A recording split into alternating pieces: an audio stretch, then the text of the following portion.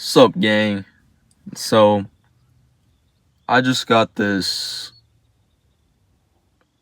very, very strong type conviction of the matter we are speaking of today. And it's very common, very, very common, talked about.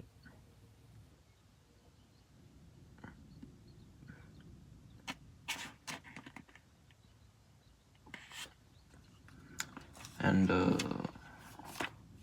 we'll be talking about lust.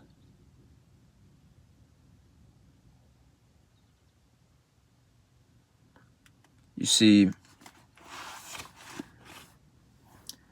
lust freaking destroys your life.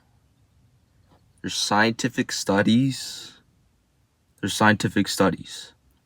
say that lust, like watching porn and doing lustful type things, that it actually alters your brain.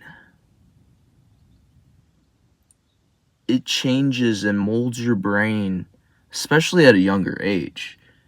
It changes your brain, molds it like clay.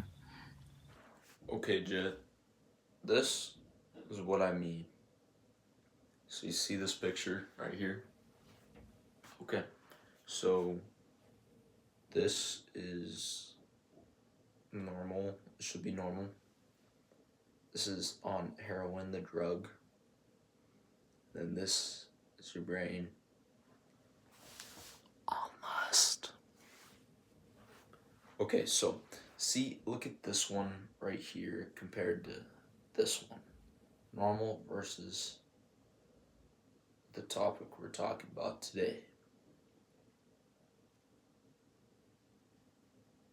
Like, yo, half of the brain is destroyed, yo. Then middle picture to this one, these two, compare these two, the drug and the topic we're talking about today. Very, very similar. Very, very similar. Changes your brain, molds it like clay into something else that it isn't supposed to be. It changes the wiring in your brain to be very negative and transformed in that way of just like terribleness, wickedness, and evil. That's what it does. There's scientific studies that say that. Go on your own adventure and find, like, shit. There's proof of that. But you could also feel it too. Not just because of the scientific studies, but you can also feel it. You could feel the negative effects. You could feel the shame. You could feel how you look at other people, how you perceive the world. Literally, once you do lust, you look at the world differently. You literally do. Like, your eyes grow dimmer and things become less colorful. You start looking at yourself negatively. And Satan and his demons, they know this. They know this. So what they're gonna do is they're gonna whisper in your ear and they're gonna tell you all these very bad things about yourself. Some may be true. Some may not be true. But you aren't who Satan says you are. You aren't who other people say you are. But in fact, you are who God says you are. And God says you are loved. So why are you listening to these voices? Okay, maybe I'm just ranting right now, like telling myself. But really, what is the point of it? There is no point of lust. It's just a manipulation of the drive God gives you Like, the sex drive that God gives you, that is holy. But Satan twists it and molds it and turns God's holy love, he literally morphs it into a separate, more monstrous being, like a mutant. He molds it like clay or like plastic, like soft plastic, molds it. Molds your brain, molds your identity to something that you aren't. But God says you are loved. So there's redemption in Jesus. There is change. May not feel like it now, but there is. So I got some verses I would like to share. And first one is going to be in Proverbs. Proverbs 4:16.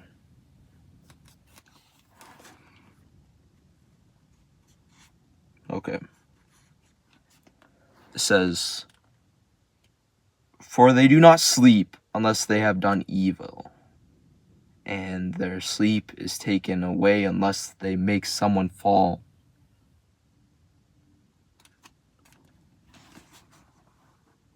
Who do you think they're talking about? Who are the wicked? Who are the evil? Who? It's not God.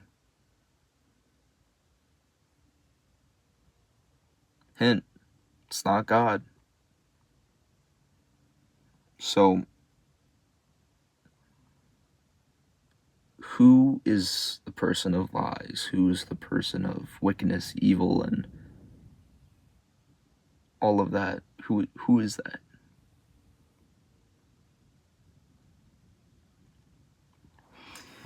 So, this is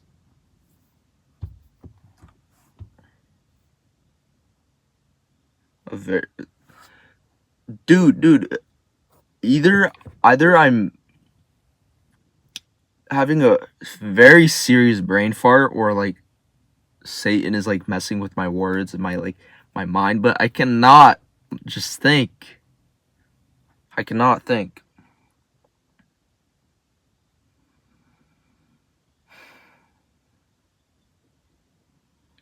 This is a very powerful verse. Jesus, please clear my mind of any demonic presences. And please get rid of any demonic presences or evil presences or anything of the sorts. Please remove that from my mind, God. Please remove that from my surroundings and from influencing me to preach the word to other people, God. Please help me. And to reach these people. Amen. Okay, so let's continue. Very powerful verse. It's saying the demons don't want you to succeed. They don't want good to happen to you. So they want to damage you. This could also refer to other people, but mainly I would say demons, demonic presences acting on people. But mainly demons, they will not sleep until they have done bad. They will not sleep until you fall. They will not sleep until you basically mess up. And even if they try not to, and they don't, they don't want to, they can't sleep. So they must do evil to go to sleep. Wow, now I'm saying this, it might actually be people too. It might be people too. But I have faith that it's just not demonic presences acting onto people. So the demons influence you to watch that video because they never make you do something. They can't do that. Demons can never make you do something, but they can bait you. They can say, "Hey, look at this shiny coin. Look at this shiny coin." But what you don't see is the knife in their other hand. So like, "Hey, look at this coin. Look at this coin. Shink, shink, shink." And then they get you. Because you were focusing on the coin. They say, "Come here, come here. I have this coin. I will give you this coin." Maybe it's a representation of money. Maybe it's something else. Maybe it's you're trying to look for love. But what you don't see is the sword, the knife, the shiv. You don't see it. And they slice you. They hurt you. They harm you. Because something I've heard just came to me. Something that I've heard is that people who fall into lust and struggle with lust the most are the people who were meant to love the most. They were meant to have the highest tier love, or they were supposed to love, and that was their that it was their personality, that they're supposed to love, love, love, love. That's all they do, love, love, love. And Satan sees this. He sees this. Master of deception. He sees this. So he very skillfully, he's like, "Hey, these guys were meant to love. It's not good. It's not good. Not good at all." So he takes that love that was supposed to be holy, takes that love, baits it. So we got some love, but the bait, like the hook right here, baits it, hooks it out to other people, maybe with bad girlfriends or with bad partners in general. Maybe it's online websites that you go at the dead of night. Maybe it's something else that's lustful. Not just with people, maybe it's something else. Maybe he tempts you with one more cookie, one more donut. Won't matter. Still lustful. Still lustful towards that food. Maybe it's lustful to that drink or that drug. I haven't struggled with that, but maybe it's that. There's something always attuned for you.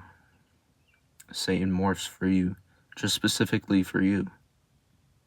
Specifically for you. So he takes that, baits it, and he never makes you do anything, but you see that bait, and you're like, that bait's kind of good looking.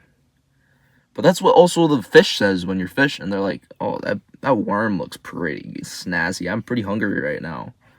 I could use a bite, you know."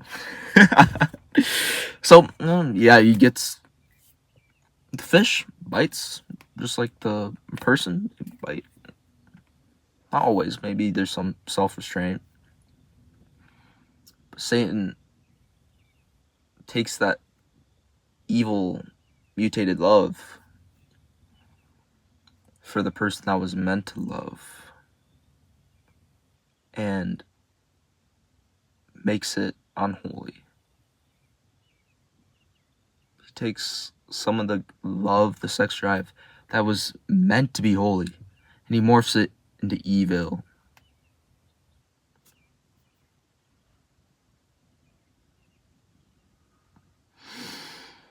But here's the thing. I wrote down a little bit of a page, paragraph, some sentences of what a I saw a video of what a preacher said, and he said, I'll tell you what he said. He said, God can take lust from a man, like, but he doesn't. Gain. You know what just happened right now? My iPad, my camera deal, it overheated, yo. Well, this is weird because it is like 65 out. And it is windy. It ain't that warm. I actually came in here because I like the wind. But that's just so weird that it cut me off there. Like, bro. You know what? It isn't weird, bro. This is an attack. This is an attack. I don't like this. But I'm going to keep on reading anyways. So,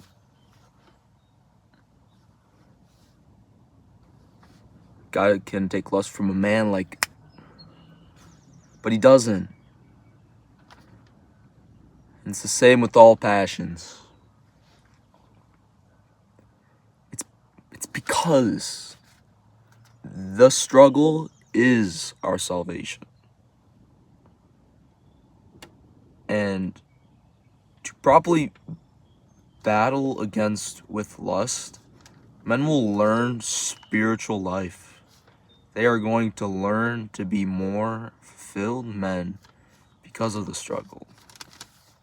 And then he goes on to say Ambrose from Oppentina was asked, how did you learn to be such a master of the Jesus prayer? He said, I had the best teacher in the world, the devil. The devil taught me to pray because every time he attacked, I went and prayed more. And that's how I learned to pray.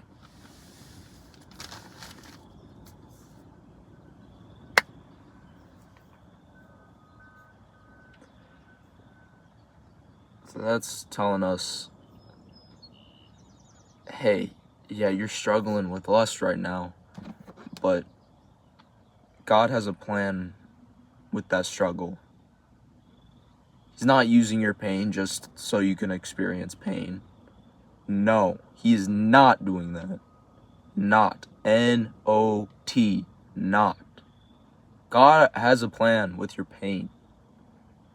He always uses pain, and he never, ever uses pain just because.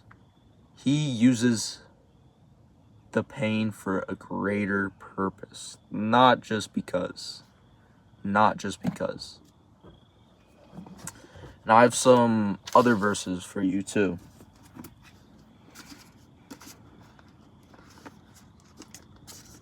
Way down in Corinthians 10:13. It says, no temptation has overtaken you except such as is common to man. But God is faithful. Devil trying to take my voice. No way, bro. Faithful. Who will not allow you to be tempted beyond what you are able. But with the temptation will also make it the way of escape, that you are able to bear it. So it's saying, bro, you won't experience temptation. You won't experience that bait. Up to what you won't experience it more than what you can handle. So what you're experiencing right now, you can handle. You will not, it's in the Bible right here. You will not experience more than you cannot handle. You will not experience more and what you can't handle. Can handle. It says it right here. God is giving you struggle so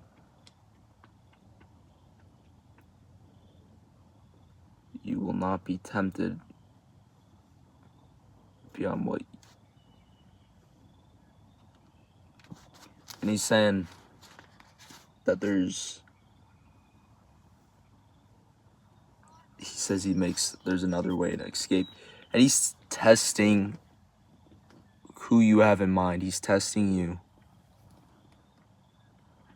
He's testing you for your values. He's testing you for who you are for. Lust, the devil, or God. He's basically saying, can you take your flesh and say no? No, no, no. Go somewhere else. He's saying, can you do that? Can you do that for me? I'm God. Can you do that for me?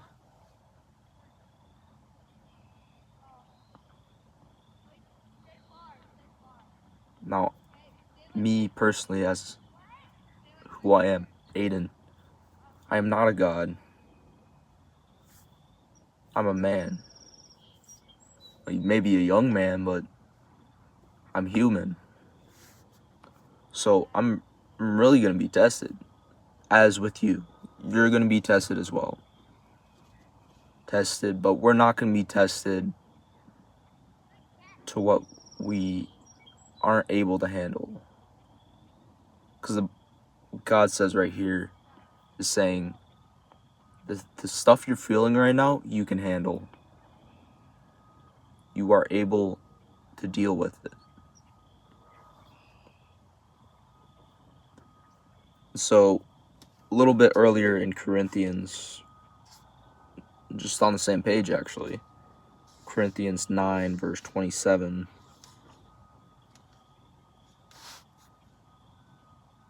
it says, "But I discipline my body and bring it into subjection, lest when I have preached to others, I myself should become disqualified."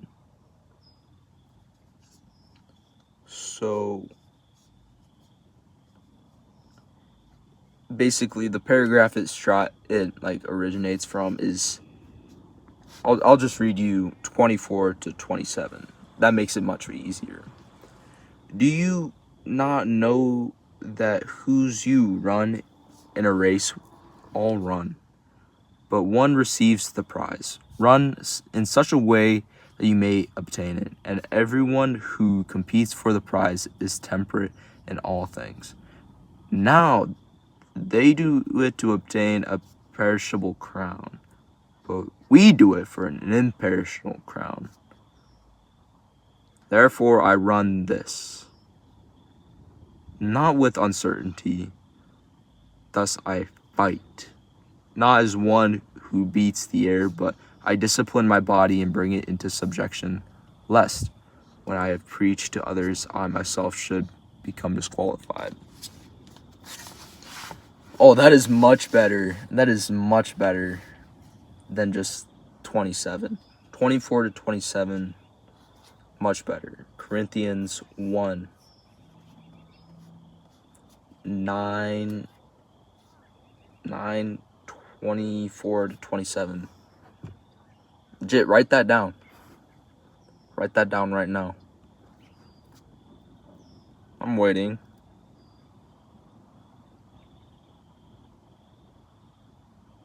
Okay.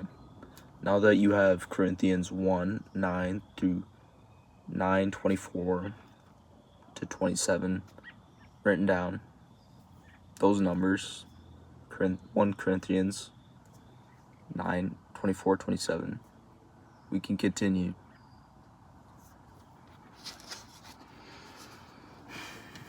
So basically, this passage, what I perceive it to be, is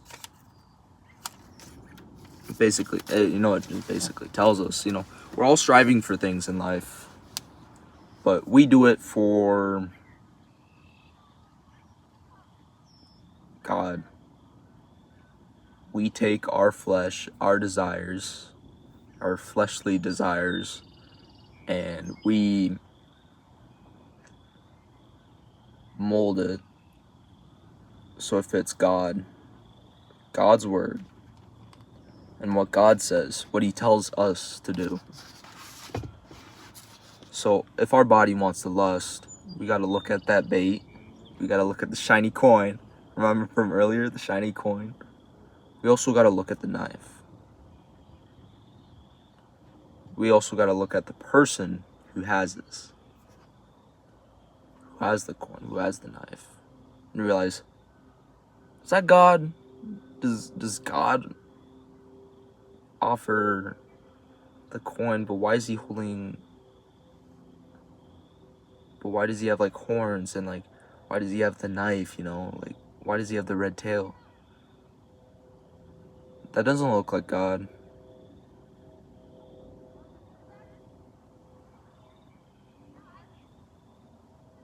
On the other hand, there's somebody over there, they look holy, their arms wide open, and they have a great big smile on their face, and they're saying, hey, come back home, bro.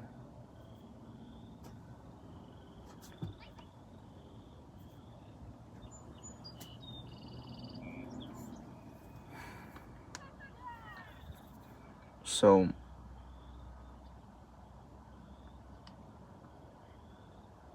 how to combat lust? Okay, we talked about the symptoms. Okay, we just the symptoms and who's tricking us. But how do we stop this? I'll be honest with you, bro. This is still something I struggle with.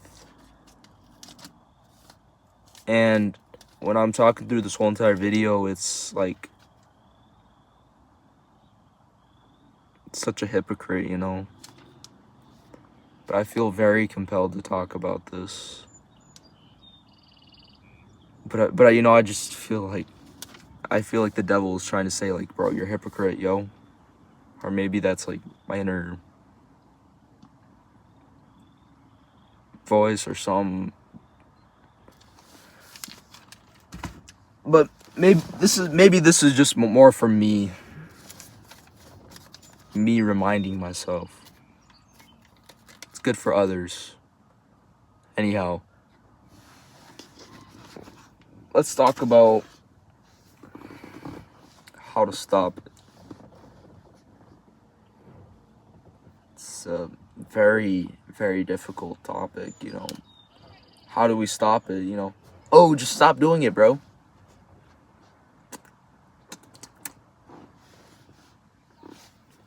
It would be very nice if it was that easy, but it's not.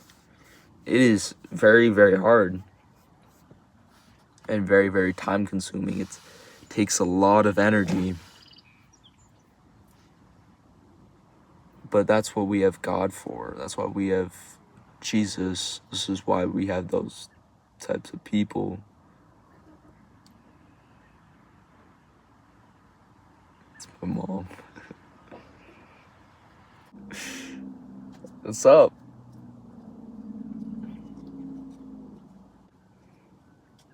You getting hungry for dinner at all? No, actually, I won't be having dinner. You're what? Won't be having dinner. So yeah, I'm actually recording a YouTube video right now. It's okay. It's okay. Hungry for dinner?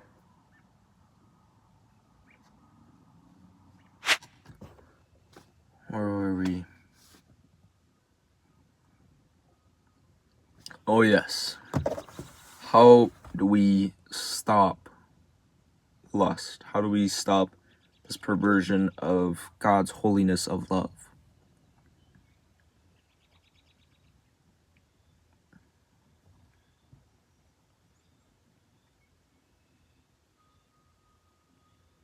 Very difficult question, in fact. So let's take some of the stuff from the Bible, If your hand causes you to sin, cut that off. You might be saying, whoa, Aiden. Whoa, what are you talking about? My hand? Cut that off? I don't want to do that. But this doesn't mean your hand specifically. It's a metaphor. It could be your phone. That could be your hand. But social media, I heard that was also a symptom.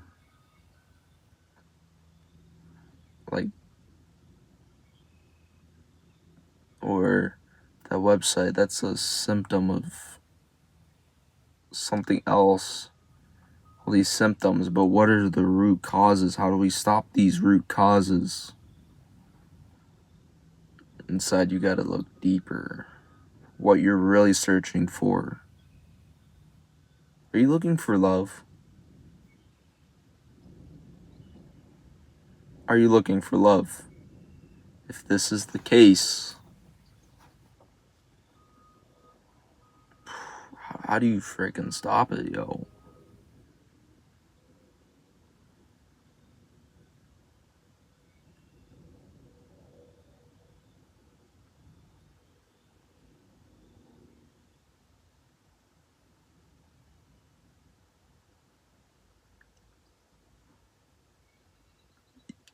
You get love. If you want love, get love. Might be seen like saying, yo, or thinking like, yo, what are you thinking of? What are you talking about? Get love from who? The website? Okay, no, bro, no. Before you click off the video like that, no. Get love from Jesus, from His Word. God is all loving, all seeing, all loving.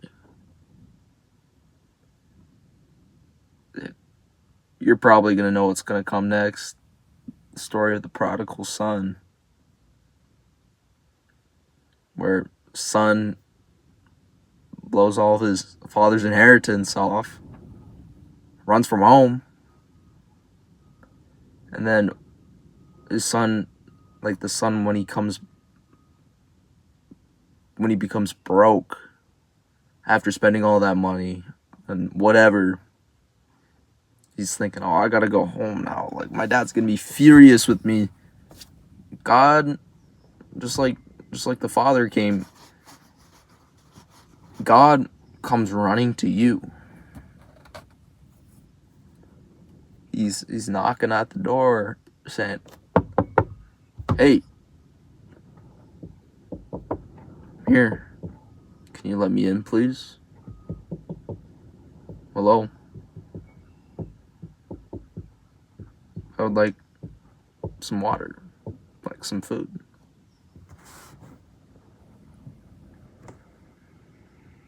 I'd like to be let in, please. I'd like to be there.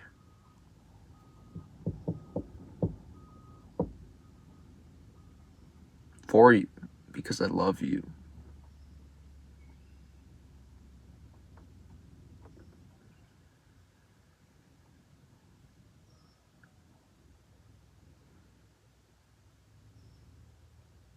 One of the best ways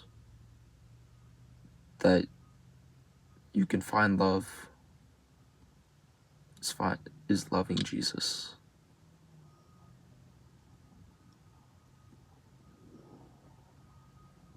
And that also goes by loving Jesus's image.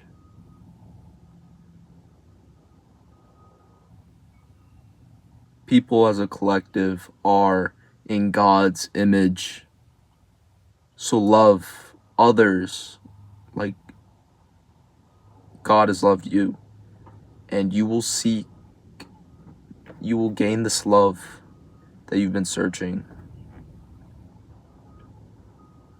Truly, I say this, acts of kindness, not niceness, but kindness, acts of kindness, mercy, acts of picking up trash on the side of the road, helping people like at the soup kitchen.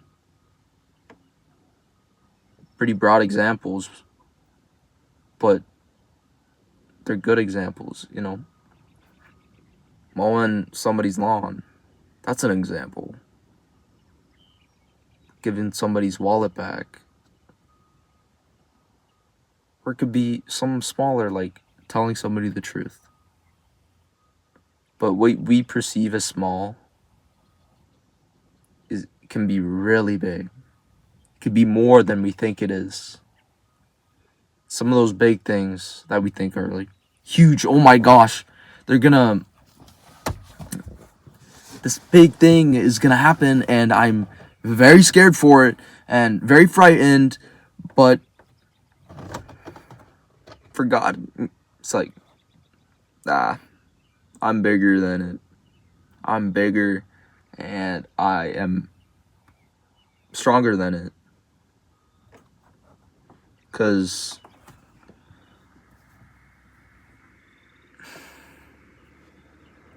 when we do acts of service for God and for other people, it fulfills us and fills our hearts in ways we cannot imagine.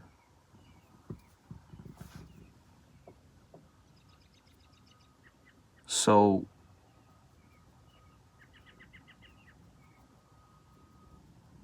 try that. If you've been trying all the courses, if you've been trying and you've been praying to God, this video might just find you for this reason specifically. Do some acts of kindness.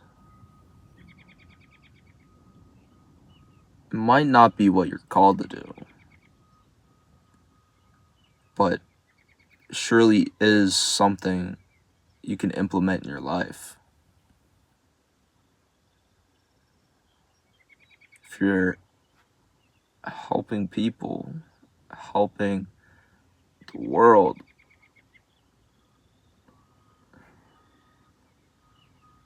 it just has that overwhelming like sense of greatness to it. Greatness and like positivity.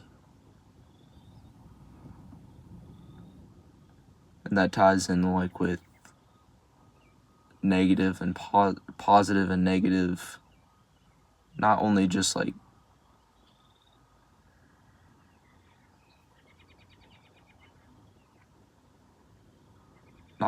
the magnetic, but also like otherworldly spiritually presences or connotations, like peace sign. I heard peace sign radiates goodness, but this radiates not good things. There's other hand symbols I can do that are bad, but I don't want to do those. Like this is a good one. This is a good one. But yes, help other people through acts of kindness, and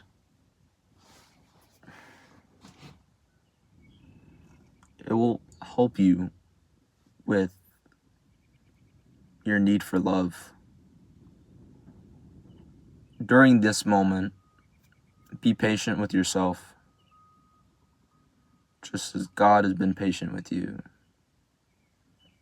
So I'm telling you this, don't jump in the deep end.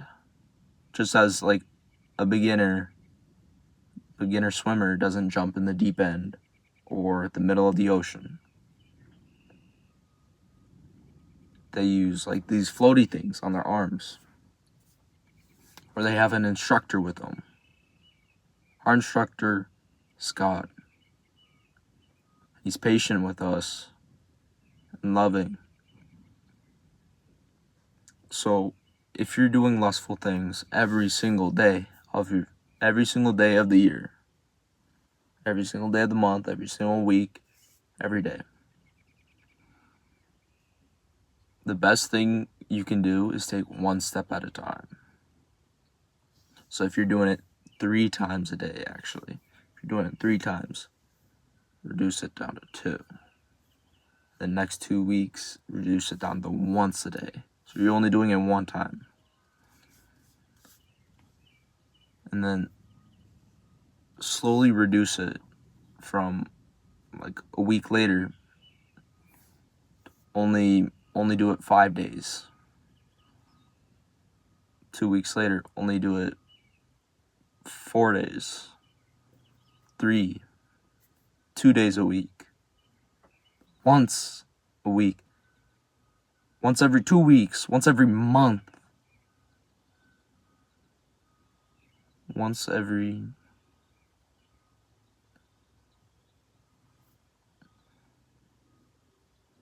Never. Wean yourself off of these sins. It's not going to be taken from you immediately like your fleshly desires, but be patient with yourself. If you fall, truly be patient with yourself. Like say in your mind, God, I'm not going to give up. I tripped, but I'm not giving up. I will never give up. Never. We started on this journey we cannot go back on. This is a one-way road. We're not giving up. We cannot go back. We are not going back, not through the pain that we've been through, not with all these experiences that we've experienced, not with all this time. We are not going back. We are not going back. Say in the comments, we are not going back.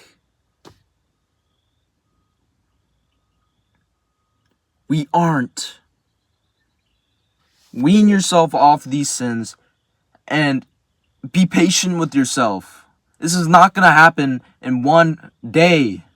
Rome was not built in one day. It took years. It took hundreds of years. I'm not saying that your soul will take hundreds of years to perfect.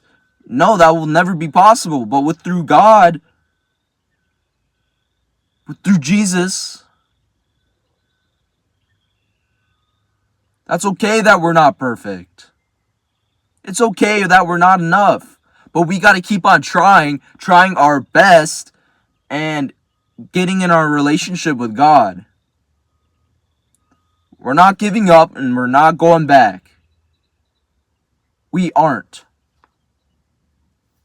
I don't care if you're tired. I don't care if you lust hundreds of more times. We're not going back. We're not giving up. Not that with the experiences that we know now, we're not giving up. We aren't. We're going to continue. We're going to continue. We're going to trudge through the snow. We're going to go wake up very early, and we're going to learn, and we're going to read God every single day. We're not giving up.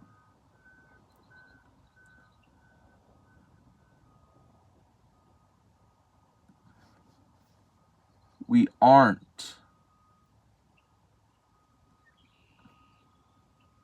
We're not turning back. Not ever. We may fall, but that doesn't mean we fell, or that doesn't mean we got pushed back. No. This is a one-way road. That mistake was really just a learning experience. Like in those classrooms where it's like posters, mistakes aren't mistakes, they're learning experiences, which is very truthful. Every time you sin, that's just a learning experience so you could be better. Always be better for God. If not for the people, if not for the services, if not for your family, do it for God. Not yourself, but for God. Do it for God. Because He's loved you so much. And really, we owe Him everything because Jesus took away our sins. God gave His only Son to us. We're not giving up. He got killed on the cross. Jesus got killed. He got slaughtered.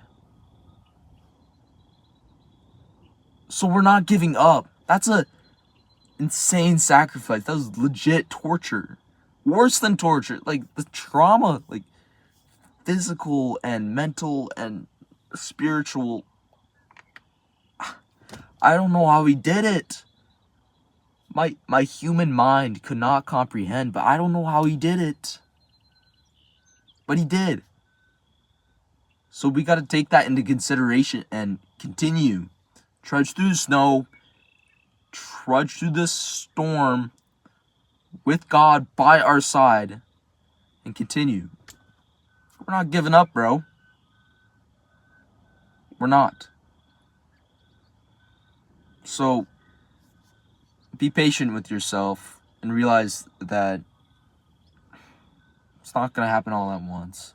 It's going to feel really bad. And also cut off some of those things. Wean yourself off. Replace them with something else. Replace them with the Bible. Replace them with instrument. Replace them with prayer. And that's really tough. I know firsthand, it is really tough to do that. It is really, really tough. So, okay, gang, I want to clarify. So, yes, though it is tough, you have Jesus. And Jesus helps us. Trust on the Lord with all your heart. And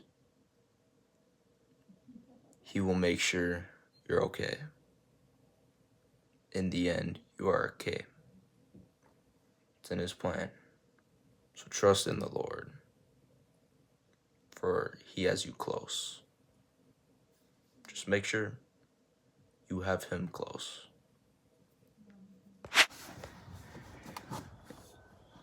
It's all like a dopamine deal too. Sometimes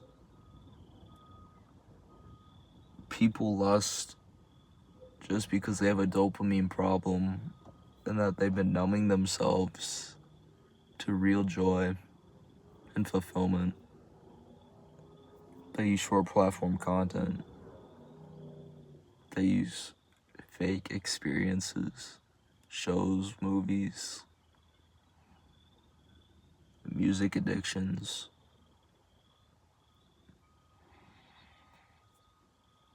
And they numb themselves because they don't want to change. But change is uncomfortable. So if you're not willing to put yourself through that change, you're just going to stay where you are. You're going to have to be uncomfortable for a very long time. Maybe not. But it's going to be very uncomfortable. You're going to have to deny yourself, deny your flesh, and you're going to have to talk to God. I'm not just going to give you all the answers. Not because I'm selfish, but because I don't know all of the answers. Truly, I say this to you. I'm telling you my experiences, and I'm telling you that you have to walk with God on your own adventure as well. I will help you as much as I can. I am here for you. I want to help you. So, when I say to cut off lust, yeah, you can delete social media, but what are you going to replace that with? You're going to wean yourself off, okay. So, what are you going to replace it with? Eventually, you're just going to come running back, you know. Be patient with yourself. It's not going to happen all at once, but once you wean yourself off, just delete the app, bro. Just delete the games. Just get rid of them.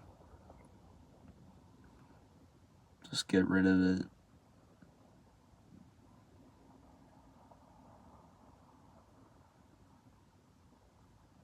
Replace it with something else. Because I know you can re-download the apps, take down that blocker that you installed. Because I've done that. Just delete them or re-download the app, or take down the blocker. But the problem isn't necessarily the app, it's more like the device. Phones are evil, and so are iPads, computers, TVs. Very evil. It's supposed to be entertainment. Are you entertained by spending 5 hours doing useless stuff you don't remember? Some stuff is valuable. Some stuff. But there's also a point of where you watch too much stuff and you don't take any action. That is also another problem of mine, honestly. Watch too much stuff saying, oh yeah, this is good for me, and whatnot, but legit, watching too much, you know, it really isn't good for you. Too much of a good thing is a bad thing, type of deal. So to wean yourself off of lust, I would genuinely take these videos just to learn. Write down stuff. Like, legit, get that paper from earlier and just start writing what you've learned from this video. And then what I've noticed is that the devil and the demons use other videos, like God sent you this video for the right moment, and watch it, you know, like when God wants to send you this message.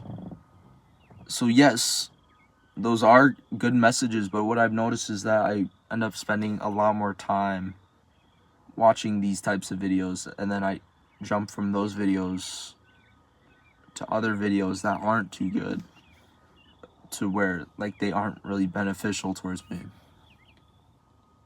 Yes, I'm tempted with like, oh, that original message pretty good, or something I already knew.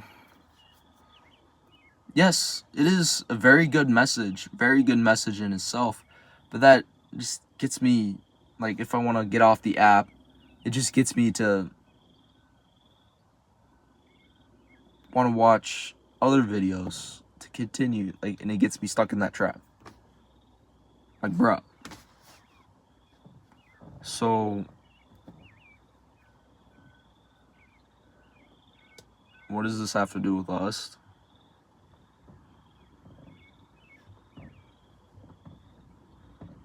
remember earlier, lust isn't just sexual sin, it's also the temptation of like foods and temptations of dopamine related type stuff.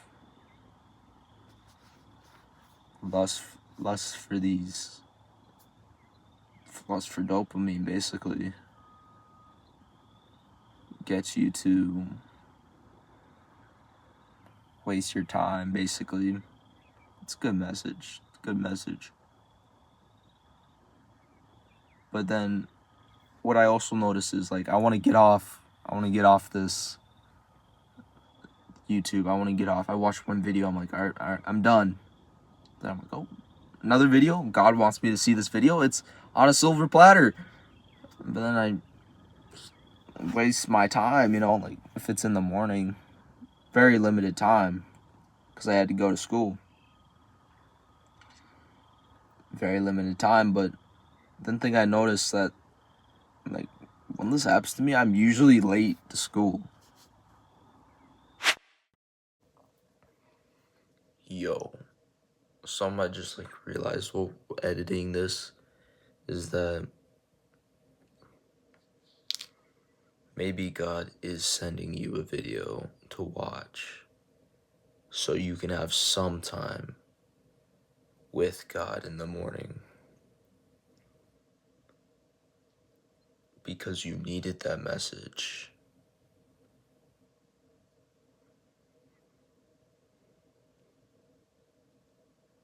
It's just a matter of circumstances.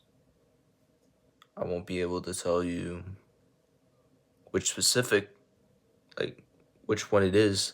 It's up for you to decipher because I can't be there looking at your screen like just just like looking up what you're doing, but that's up for you to decipher. That's for you, bro. So yeah, maybe God is sending you a message.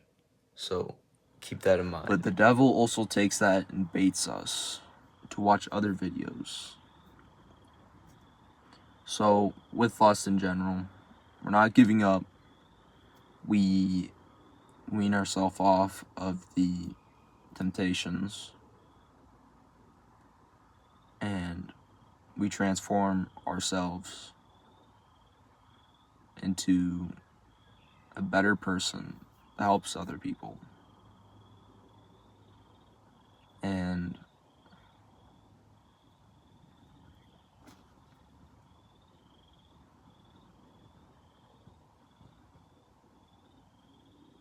we use those experiences with pain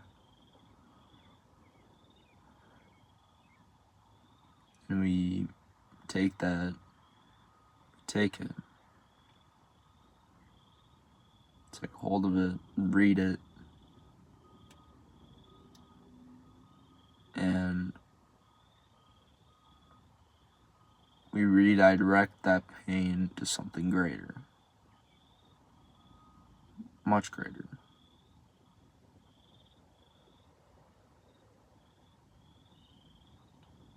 God.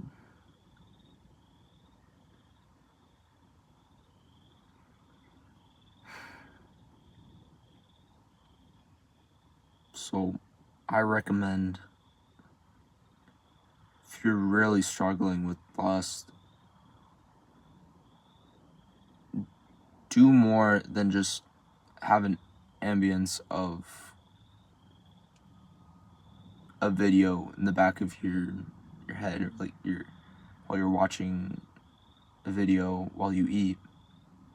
More than just like an audio, but more like a study, more of a learning experience. Write stuff down. Write it down. If you're not writing it down, why are you watching the video? So when you go on if you go on YouTube or whatnot. Write down some of the learning points. With lust, specifically sexual temptation, very hard topic. Specifically though, be patient. I feel very compelled to just say, just be patient with yourself and research other topics of like, how else can I stop it? If this doesn't work, if whatever I tell you doesn't work, continue though. Do not go back. And find something that works for you. If what I told you works for you, good. That's what we're here for. That's what I'm here for. Glad I helped you. But I advise you to please write down main points of a video and to take from it, learn from it. It will transform your life. You also cannot work on one thing of your life and it fixing all of it. You're gonna have to work on yourself as a whole. That's a different topic for a separate video. So work more with yourself, with God in general. Be patient with yourself. Okay, so very long video, but hey, thanks for staying. Let me pray for you, bro. Put your head down, fold your hands. God, thank you for bringing this person to this video right here when they needed it the most. And let their experiences not be just an ambience noise of cope, but please let it be a learning experience that they can take from and extract these values which I have learned myself. And help these people to help them to lean on not their understandings, but yours, and to continue with their path with you, God. Just like that person that helped Jesus carry the cross, may you please help us in escaping sexual sin and immorality. Let us not just treat the symptoms, rather destroy the root cause. Let us see the root cause, God. And for you to clear away the weeds and prune us up so we're able to be great.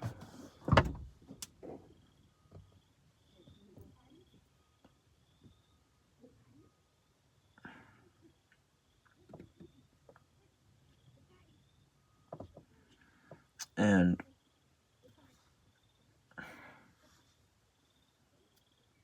for you to help us, God. And I just pray for these people that they give themselves patience, that they forgive themselves, and they continue and don't turn back. So they continue, God. In your holy name I pray. Amen.